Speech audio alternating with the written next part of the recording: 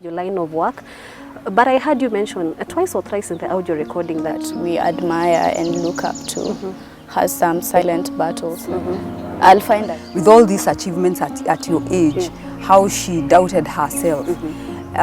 So I began to see also failure as part of his tenacity, of his mental fortitude, of his heads, especially when I'm dealing with my clients. These people that you admire so much, the likes of Eugene Bogo and Desmond Tutu, one of the things that stood out for you. People see as courage really is persistence. It's not courage, it's persistence. Welcome to the Golden Apple Show. This is your host, Jacqueline Jerry. Today's topic is something that is close to my heart because I realize that we haven't normalized the kind of battles that people are fighting every day, mental battles for that matter. We imagine that when you see the end product, there's no work that has been done, this person has all figured out, they are confident, they know how to speak, their businesses are in place, their families are in place, they seem like they all have it figured out. Until you speak to some people and you realize, oh my God, it's not as easy as it seems. We have a lot of limiting beliefs, we have a lot of narratives that are outdated that govern our lives.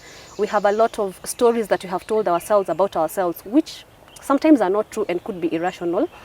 And so this is why I invited my guest here today, because she has quite a story to tell. She'll tell you her qualifications and what she's currently doing, and you'll understand why I want to major on this topic, limiting beliefs and self-sabotaging tendencies.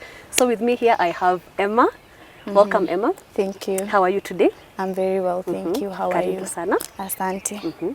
So now you can introduce yourself, tell us what you do, give us a bit of background about upbringing, and share your story with us. Okay, my name is Emma. I really don't have much to say about my upbringing.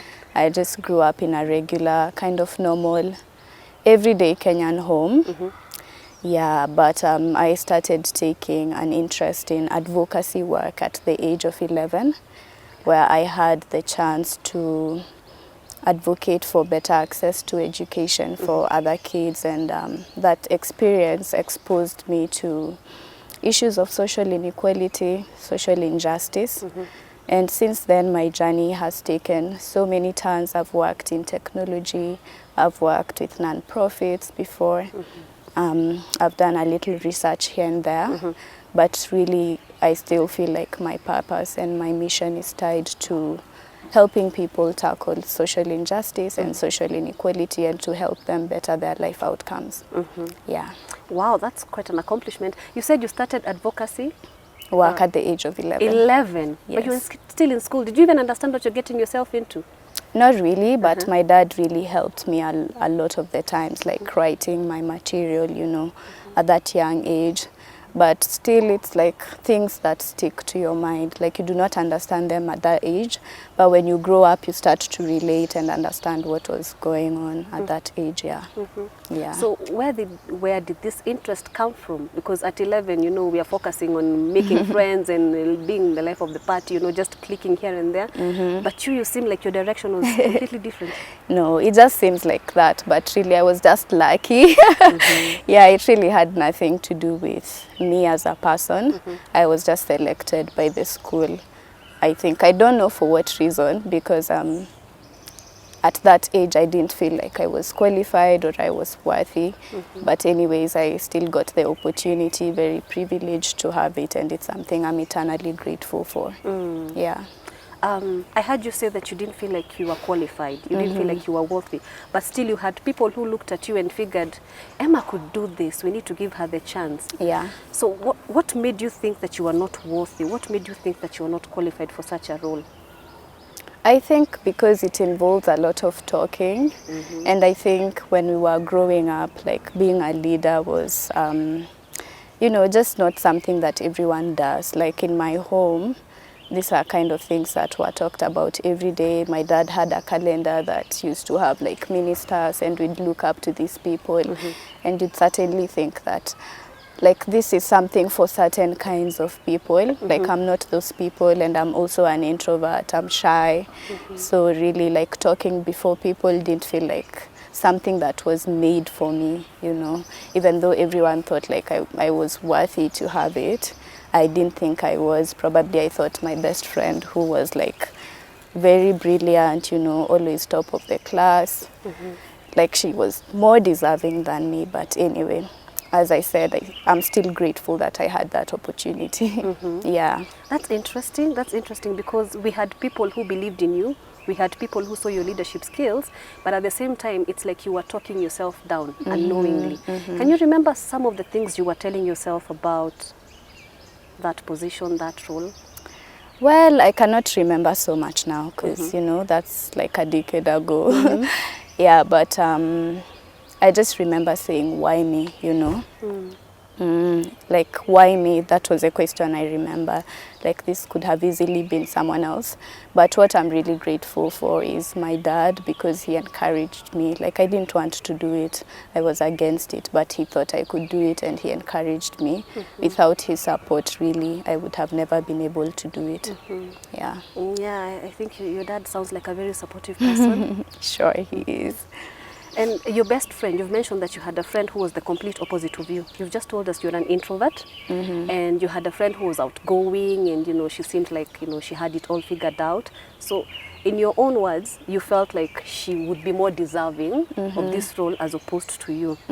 So, is it okay for me to say that at some point you were comparing yourself with your friend, and you were like, this could go well with her as opposed to you? Well, I think as a kid, like my mind for like comparing people was not really there, because even at that age I didn't think that people were ugly or people were beautiful. I just thought like people are people, you know. I think it really had to do with the love I had for her. Like I felt like, okay, probably she would do it because of also like the qualifications that made me be chosen for it. I felt like she also had it, and probably she was more comfortable doing it, so why not give it to her and give it to me, who didn't see like the reason why I was doing it. So it was just a normal comparison thing. Yeah. And you looking at her thinking, hey, she's confident, she's outgoing, she could deliver. She could in deliver. a much better way than you would. Yeah. Let me ask you, at that point when your dad also sounded very supportive and you decided to take up the role and just wing it, how did it feel for you? Well, I cannot really say. I don't think like at that point I had like a lot of emotional like development, you know. These are just kind of the things you just do because you're doing it and you're required to do it. Yeah, but to like reroute you, I feel like the things that really hit my heart were the things that I was seeing, like early childhood marriages. You know, my mindset eventually got away from the feeling of why me to seeing the problems that other people are facing, FGM, you know, lack of sanitation, water, health, you know, just those challenges that normal kids in Kenya, especially at that time, have to like access education, some of which are still prevalent today. Yeah, so like those were the things that I was very concerned after some time. So in as much as you were scared of taking it up, you had the passion, you had the drive, and you felt there was a need that you could help fulfill. And it's interesting that even as scared as you were, even with the support, you somehow just decided to take it up. I'm wondering, how was it? Did it feel mechanical at some stage, or you just, from the first day you embarked on it, it was natural all through? Well, to answer that question, like how my household was as a kid, I grew up seeing my mom helping other people, first of all. Like even if we had little, she would always share. You know, I remember sometimes when my mom would give out clothes that I really loved because she felt like maybe another kid needed it more than I did, you know. So sort of like that kind of feeling of wanting to help people is coming from so far in my life, you know, how I grew up and the values that my parents instilled in us. So yes, you have to realize like there's a bigger like purpose than yourself. So at that point, yes, I was seeing those things, but I can't say like it was completely natural, even though I had learned that helping was something prudent. You get what I mean? Like it was not entirely natural because I did not understand the dynamics of it. I just knew that, okay, we are doing this for our cause and it's a good cause. But I think it became more effective when I was much older and I was struggling with finding a career. And now I started to look back at the things I enjoyed as a child, the things I did as a child, and it came up, you know, like I was doing this as a child and I really felt nice doing it because, you know, I feel we have a responsibility towards other people. Yeah. So of course at first it was not natural. There was a bit of struggle here and there, trying to find your niche, trying to, you know, to make it work and not feel like you're imposing something that is not ingrained in you. But at the same time I hear you say that looking at your mom, this is something that you learned back home, like you need to help others, you know, it's good to be out there for other people. So this is something that was deeply ingrained in you. Now to tie on to this, I remember when we talked about having this talk show, you mentioned that, well, you told me about your qualifications, your academic qualifications, your line of work. But I heard you mention twice or thrice in the audio recording that you struggled a lot with the self-sabotaging tendencies. And that caught my attention because listening to your audio and the kind of accomplishments you had, Emma, I was like, wow, this is interesting. And we need to normalize the fact that, you know, if I hear your story without you telling me about the self-sabotage tendencies, I would think you have it all figured out. I'd imagine you're super confident, you're laid back. But there's something that you're struggling with every other day. Yeah, that's true. I actually support what you say. I think every person that we admire and look up to has some silent battles that they're going through. And as I said, we all desire success, but a lot of times we do not talk about what it takes to be successful. Yeah, so to just reiterate like what you're saying, like despite of my qualifications and the things that I've done in life, which I don't think actually they are that outstanding. I know, well, they're like nice things to have done at my age, but I don't feel like they're truly, truly outstanding. But still, I've had my own journey in doing those things and getting to where I am. You know, even at the age of 11, thinking, why me? Why am I doing this thing? You go through a long process of sabotaging yourself. And I think for me, how it really manifests itself is in giving excuses to myself. Okay. Yeah, like, let's say I want to start my own talk show like this. I'll find a reason to not do it. Like, it's not like it's not like a valid, it's not like an invalid reason, but truly it doesn't hold water to me. Like if I tell it to someone else, they'll think, okay, that's a good reason. But I truly know, like at the back of my mind, it's just a reason to not do it. I'll think, oh, okay, I do not have the money to afford the equipment, or I do not have the time. But truly it's just a fear of wanting to do something because you're scared of like you're gonna fail at it. So for the sake of our audience, I'd like you to just mention a few of the accomplishments that you have in terms of your work, so that you can be able to relate and understand, you know, she seems like, you know, she's well put together, but at the same time, you know, there's a story behind. Well, that's a difficult question because when you do things, you really do not think of them as accomplishments per se. You're just doing them because they're things that you like. I think it's other people who can look and say, oh, I really like what Jackie is doing, you know, and I think she has accomplished a lot. But when you look inwardly as a person, you're always yourself. I always imagine, and sorry to like detour, but one of my favorite people in the world is Eliud Kipchoge. Like, I really, really like him because of his tenacity, of his mental fortitude, of his self-discipline. He's someone I truly think you can look up to. Yeah. And I always think of all the accolades he's gathered in life. Does really Eliud think of himself the way we think of himself? He's just living his life. He's a marathoner. He likes it. And it's just the same application in my life. But I think to answer your question, probably some of the things I think I really love that I have done. first of all, getting the rare chance to do advocacy work at the age of 11 is a big thing to me. Honestly, it has changed my life completely.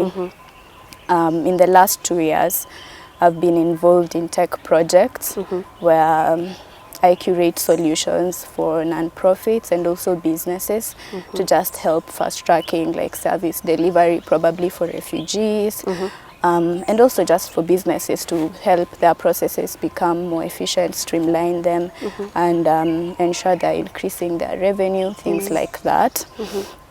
And recently I started a non-profit forum, which is also a non-profit. We intend to do non-profit work. It's called What Would Wangari Say? And it's important for me to say the reason why I started this non-profit, I was inspired by the great legacy of the late Professor Wangari Maathai, a very selfless lady, very incorruptible and unbowed to the very end. And I feel like it's time to bring back that civic participation in our community so that we can solve some of the prevalent issues that we have. Like we do not have the luxury to look away and to say someone else will do it. You know, yeah, those are some of the things that I'm doing that I feel like I'm very proud of. Yeah. You know, as you described that, I'm just smiling and thinking, you don't see it as something big. But I remember when I listened to the audio you sent me, I was like, she's doing great things. You're doing wonderful things. And I really hope that at some point when, you know, you sit at the end of the day, you're able to affirm yourself and realize that you're making a difference in the world today. Wow. Yeah. Because I realize, I'm saying the accomplishments, you're telling me, no, it's, you know, it's just normal things. No, those are not normal things. You're doing great, Emma. And you need to affirm and reaffirm yourself every day. Every day. Thank you. Now, you mentioned that, okay, well, you've talked about your accomplishments. Now, moving back a bit, when you talked about the way your self-saboting tendencies manifest, you said that you find yourself making excuses, like you've got something that you need to work on. You know you could work on it, you know you could deliver, but somehow you feel like, you know, you don't want to, or you don't have the capacity to do it. But I feel at the end of the day, you still manage to do it. Yeah. How do you do that? As I said, how this happened is I began to research on what it takes to be successful, because I just wasn't satisfied with what was presented to me. I felt like success was presented like a miracle. It just happens, your stars align, bam, you know, you're doing it and everything is working for you. But I was restless, you know, I didn't know how much longer I'm going to wait. And I'm a person who loves to have control of my life. So I began to study how success happens. Is it like a chance thing, you know, or is there a formula to actually achieving success? And from that, I began to study people that I consider to be successful. As I said, one of those people was Eliud Kipchoge. Also Eugene Mbogwa. I don't know if you know Eugene Mbogwa. I know Eugene Mbogwa. Yes, but I also really like his achievements and what he's doing with his life. I began to study people like Desmond Tutu, people like Wangari Maathai, and so many other things. And I began to see themes that are overarching, you know. Like you see, all of these people are very self-disciplined, you know, they speak about it. I see Eugene Mbogwa goes to the gym at 4 a.m. And you know, it's not just about the practice and the ritual of doing it, it's also about knowing what your vision is. So I realized first I had to curate my vision. You know, if you do not know where you want to go, then even if you wake up at 4 a.m., it's a waste of time because you don't know what you're investing that time in. So I could say, in a nutshell, I had to change my mindset of how I perceive success. Like, success is not a miracle. Everyone can achieve success. And I began to see these self-sabotaging tendencies as something that is actually human. You know, and thinks that everyone who's truly successful has struggled with it. So I began to see also failure as part of the journey. Yeah. You see, it's not a destination, like if you fail, now it's over for you, you cannot do it again. You fail, and then you look for another route. You reroute, you look for other people to help you, you do something differently to get to where you want to go. So yeah, you have to start seeing success as something you can achieve and start fighting and going after your goals. Yeah. So you're saying when you studied these people that you admire so much, the likes of Eugene Bogo and Desmond Tutu, one of the things that stood out for you was the aspect of self-discipline. But then you also realized that everybody is struggling, even them. They have a story to tell, and that is why they also, you know, write books and write autobiographies so that we can be able to identify with them. So having these self-limiting beliefs doesn't make you a bad person. It doesn't make you weak. It just makes you human. It is what you do with these beliefs that matters. Exactly. Because when you understand how the mind works and how you can just change the narrative, then things begin working out for you. Precisely. Yeah, it's interesting, and we need to normalize that when you see people have success or are successful and they seem like, you know, their life is in order, it's not always like that. Probably they repeat mantras, affirmations in the morning, you know, they have to remind themselves that they are worth, that they are enough. And we also need to encourage ourselves, because it's not that we are weaklings, it's not that we don't have our lives figured out. It's just understanding that failure is it's a learning process. Actually, for me, something I remind myself is, if plan A doesn't work, then there's plan B and plan C. Yeah, exactly. And I think to just add on to what you're saying, because I feel like you just take the words out of my mouth. I really don't have anything to say around that. Around this time, because of my concerns with the way our country is going, you know, the high costs of living and everything, I believe in non-violent resistance. You know, I didn't believe that people need to die for us to find solutions. So that's one of the reasons why I also began to study Wangari Maathai and Desmond Tutu, to just understand, where do these people find the confidence to confront state machinery and say, no, you're not doing that. And, I know, right? you know, I don't have the power to do it, but I said you cannot do it because it's against the people. And I really like something that Wangari Maathai said in her book, Unbowed. It's her memoir. I'd actually really recommend, it's highly recommended from me, because it speaks about the true Kenyan history and also her life journey, and it's very inspiring. So she says, like, people ask her, especially when she was putting up her fight about Karura, where she gets the courage to do it. And she says what people see as courage really is persistence. It's not courage, it's persistence. So she does not allow herself to see what could happen to her. She sees the solution. So if she doesn't want Karura, in Karura the trees to be cut down, what she wants is the trees to remain and to plant trees. She does not think, oh, I could get killed, oh, this and this could happen. She just focuses on what the solution is. So if you keep on thinking about the what if I'm gonna fail, what if people will not listen to me, what if this is gonna happen, then you will never actually do it. You just have to have the persistence to pursue the solution. Yeah. So you said what we term as courage is actually persistence. Exactly. Yeah, I think I'm taking that as a parting shot. I didn't know that. That's a powerful one. Yeah, I also thought so. Like, that was a eureka moment for me when reading that book. I would like to invite our guest psychologist Solset, so that we can have an open discussion on the topic at hand. So Jean, karibu sana. Thank you very much, Jackie. Happy to be here. Yeah, I'm glad to have you here too. So you had the discussion I was having with Emma earlier on, and I would just like you to intervene and tell us, you know, what points you picked. You can even address some questions to her. Yeah. I think it's interesting how, you know, I was listening to you and I could hear how you kept on coming back to her, and you're asking her, with all these achievements at your age, how she doubted herself.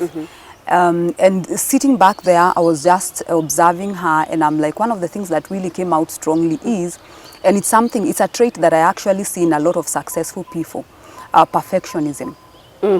And I imagine probably that's part of the reason why the self-sabotage was there. Probably having such idealistic demands on herself to an extent that she was even afraid. Whatever she saw, whenever she looked into the future, those idealistic demands, it made her even more afraid now to start walking the journey. So that's one of the things I noticed. And then there's also the aspect of the fact that at some point she would even be tempted to even avoid what the path that seemed to have been clearly laid out in front of her. And to some extent she was even afraid to continue walking that journey. And you know, the interesting part, Emma, is that you had already started. I imagine that what you had already done at the time was the hardest part of the journey. I mean, at 11, it's impressive that you are able to accomplish what you did. So again, that is just, what I'm saying is just to speak to the extent to which, you know, self-sabotage can be, it's a very self-defeating behavior, to an extent that she was already more than halfway through the journey, and yet she was still tempted to quit, even when there was clear evidence that she had everything that it took, she had the ability that it took to actually get to where she wanted to go. Yeah, and I'm just wondering, where does this come from? Where do these tendencies come from? Let me start with, there's something that she mentioned, and you had mentioned it as well, irrational beliefs. And irrational beliefs are usually created by a lot of what people see growing up. Let me make reference to something she said, that according to her, the kind of people who are supposed to do what she was doing, there was a type. There was a type of person who fitted that criteria, that description. And so she thought she had to be it for her to now accomplish what she wanted to do, or for her to be good enough. Yeah. And I think probably I had her refer to, I imagine, I don't know whether I'm right, Emma, when I hypothesized that maybe this type of person, you probably picked it up from what you saw in the media. Exactly. What was publicized. And I think that's one of the sources for most people who practice self-sabotage. One of the places where they get that image, that ideal image of who I'm supposed to be, is probably by looking at a lot of public figures, and not just public figures per se, even what is in the media. And so there's an image of perfectionism that is out here, that most people, and I heard you say that we only look at what we see to be success. Maybe when this person has walked their journey, we don't see the pain, we don't see whatever lies behind the journey, but I see this complete picture. And so I imagine that for me to also succeed, then I should be it right from the beginning. Sadly so. So that's one of the things that causes self-sabotage. Irrational beliefs based on what has been painted for us as the image of success. Because that's what I also had Emma say as well. And then for some people, again, there is a trait that I referred to, perfectionism. For Emma, I don't know, maybe her upbringing, I imagine, you know, I'm imagining being at the age of 11, you know, being introduced to this world that maybe you had never thought you would experience before. I wonder whether at some point you felt like you were being pulled into something that was too big for you. Well, honestly, I cannot remember. That was like a long time ago. I don't know, maybe it's for me to ask you, is perfectionism always like something you learn, or it's something you can be born with? Because for me, I feel like my parents were always very lenient. My home was very conducive and very loving, you know, and I don't feel like I was ever pushed beyond my limits. Even at this time when I felt like I didn't want to do it, if I completely didn't want to do it, my dad wouldn't have forced me. He just provided the support for me to feel comfortable enough to do it. So I tend to think probably it's just a behavior I was born with. I don't know where I got it from. So it's true that sometimes, you know, traits can be a factor of both what we call nature and nurture. Nurture meaning your experiences growing up. Nature, of course, meaning a factor that, you know, something that you are born with. But even when it comes to parenthood, as you're saying that your parents were very lenient, it may not have been about them forcing you, but their expectations of you. Which children are able to pick up even while growing up. So, most children will want to now live up to expectations that have been set for them, and that is where now the perfectionism comes in. I get it now. I think I got it from school. Yeah, because when you're a top student, there are expectations from teachers, you know, like when you drop a little, like what is happening, you're not supposed to be getting these marks and stuff, you know, how our education curriculum is like. So I truly think that's where it's from. I cannot really remember anything like that at home, but I remember a lot of pressure to do very well. I remember even before I sat my KCPE, I mean, my science teacher called me and a few of my other friends who used to perform very well, and he's like, you know, I do not expect anything less of an A from you, whatever, things like that. So I think that's where it comes from. Yeah, because then that would make sense in terms of now what was making you feel like even doubt the extent to which you're able to actually implement what you wanted to implement. Because one of the things that I've noticed about most people who are successful is that trait, perfectionism. And yet, on the one hand, it pushes them to work hard, it pushes them to actually do things that other people don't do or won't do. But at the same time, what we don't see at the back is this struggle, you know, am I good enough? Am I ready? Is this the time? And for most people, it's like they have this ideal in mind. It's like they have a time, maybe for some it's a time period, for some it's that I'm supposed to be like this. Before I start doing this, I'm supposed to have done A, B, C, D. I'm supposed to be, to maybe have gone back to school and have this particular degree or this achievement. So now I can go and do this that I've always wanted to do. So of course, what happens is that the person then becomes a procrastinator. That's one of the should I say, one of the ways in which you can recognize self-sabotage. There are people who procrastinate out of fear of failure. And for some it's unconscious, for some it's conscious. Like a lot of what if questions. What if I fail? Yes. What if it doesn't work out? What if I'm a laughing stock? Exactly. What will people think of me if this does not work out? Or I've always excelled. So if this doesn't work out, then what will what will happen to me?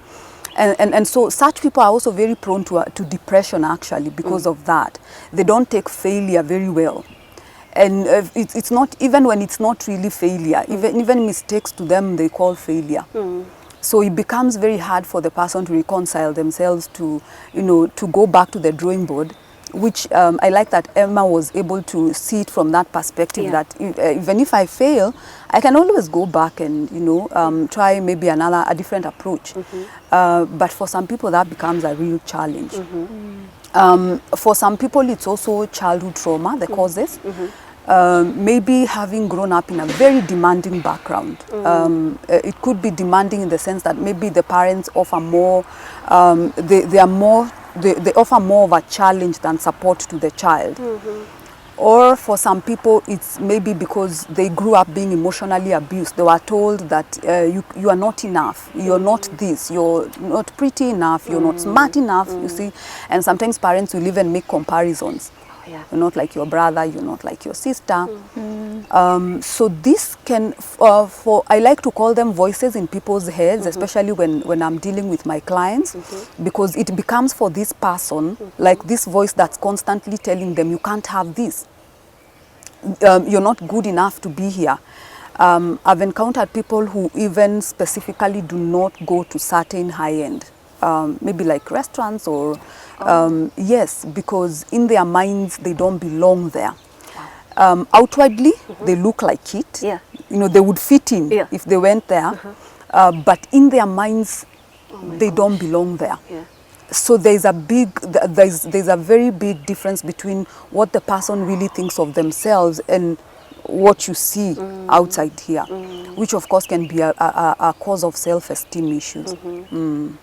Now, what you're describing is like a mental battlefield, you know, and I'm thinking like there's a lot that goes on in the mind, and we have no idea how much our thoughts control, you know, how we feel and ultimately how we behave. Very true. So in the event that you have this irrational, not irrational thoughts, but you have these self-sabotaging tendencies, then how do you handle them so that they don't affect your productivity, so that you don't end up, you know, not living your best life or just living in fear because you simply don't want to attempt anything? Yeah.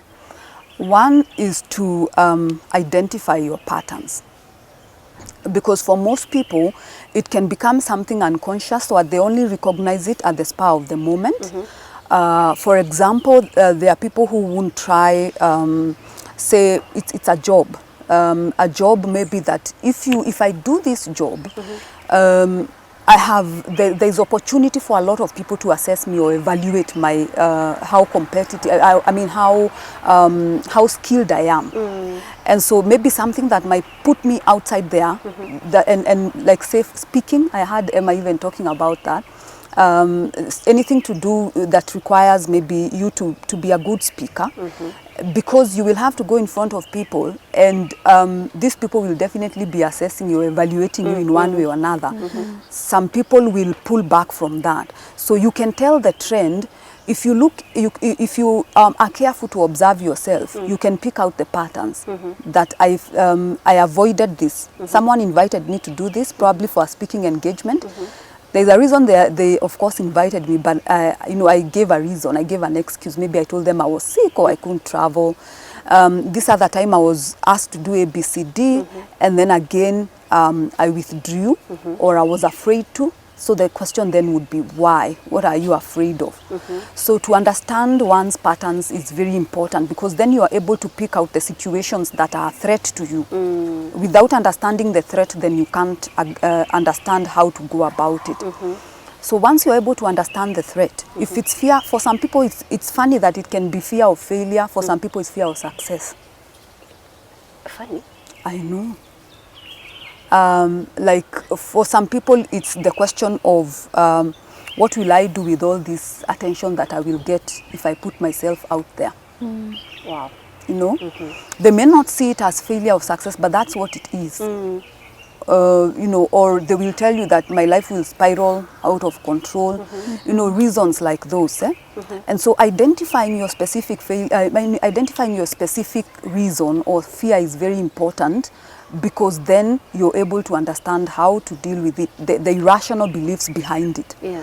Most of this actually requires a therapist's help, because for some people they are deep-seated issues.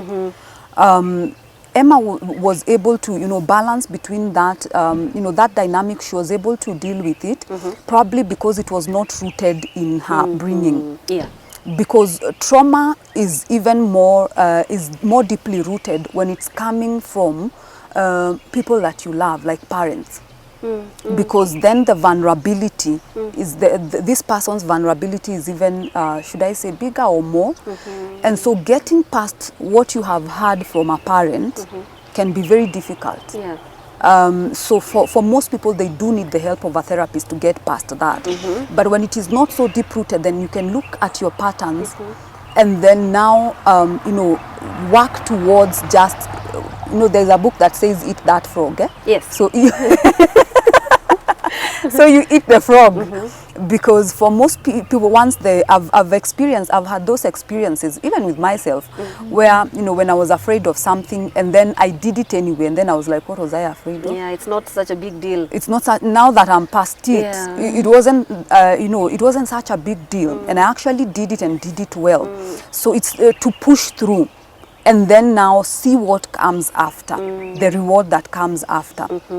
For some people, it's another way of looking at it or helping yourself is identifying the lies you tell yourself.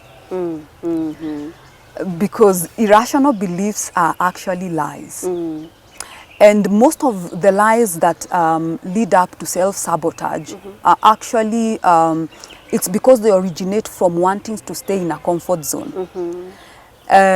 You see, when you're uncomfortable, Emma is laughing. No, I just feel like she's so precise in what she's saying.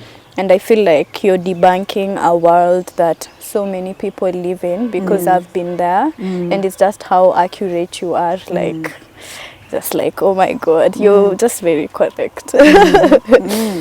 It's for most people, it's a comfort zone that they are used to as a self-protective mechanism. Yeah. Because I know if I leave this shell, then there's a world waiting for me outside here, and I'm not quite sure how this world is going to respond to me. I'm not sure how I'm going to actually take whatever comes with being outside here. And so I will do anything to stay within this shell, which now becomes, it becomes a comfort zone. And so doing anything to live in that shell means even creating lies to convince myself why I should stay here. Yeah. You know? So for most people, it's also sitting down with yourself, being aware to that extent where you're able to own up to yourself. What am I, what is this that I'm running away from? Yeah. How am I running? Because that's the other thing. How am I running away? Because then when you realize how you're running away, then you can stop the how. Is it that easy? You make it sound so easy. Of course, it's not easy. I'm a therapist, that's why. Hey, Juni kama, niko hapa, I'm thinking this, I think I can just redirect my thoughts, but it's scary. It's very scary. That's why I started off by saying most people need a therapist's help. It is not just, for some, there are some people, based on where the issue is rooted, there are some who are able to overcome this. Of course, it's still difficult. It's not any less difficult. You heard what Emma said, that it took her 10 years to actually, form the non-profit that she's always wanted to do, and yet, she's one of those people who are able to tell herself, no, I'll push through anyway. It's not as bad. Failure is normal. It's okay. She was able to normalize failure. But there are people who even the thought of normalizing failure is terrifying because of the trauma. So that's where a therapist comes in. But for people who can actually work with the self-help, then understanding the how I do this, how I run, is very important, because then you can be able to now deal with it, cut out the how. So that, for example, some people do this. There's what we call a self-reward mechanism that keeps people in comfortable places. That you grow to think of it as a reward, as a payoff, so to speak. And so you are like, okay, someone has called me to do something, but being home, it's better to be home anyway. I can chill and watch a movie, or I'm supposed to be doing a project right now, but I've looked at it and I've thought to myself, I might not be able to do this. I want to avoid the failure, and so now I binge watch TV. Yeah. And I'm thinking, to myself, I'm thinking, no, it's just for now. I'm just relaxing. But I'll watch TV for a whole day. And what needed to be done will not be done. So that's the how that I'm talking about. This reward, this escape route. Yeah. Because most people tend to run away by doing something that feels good to them. I stay under the blankets, I sleep the whole day, I watch TV, I go out, just something that makes you feel good and solidifies your current position. Yeah. Well, it's insightful, the kind of information that we have, and we need to sensitize people about it so that they can understand, well, it doesn't make you a weak person if you're struggling mentally. It doesn't mean that you still cannot accomplish your dreams. You can still do it. And if you need the help of a therapist, that's where we are here. And some people like Emma, you're lucky enough to have, overcome these tendencies. Sometimes you still struggle even up to date, but you're able to keep tabs on yourself and you're able to monitor yourself. Yeah. So all hope is not lost. And it's okay to seek help. Remember, healing is the new cool. Thank you so much, Jane, for being here. Emma, it was a pleasure meeting you. Thank you for having me. Yeah, thank you so much for watching. Bye-bye.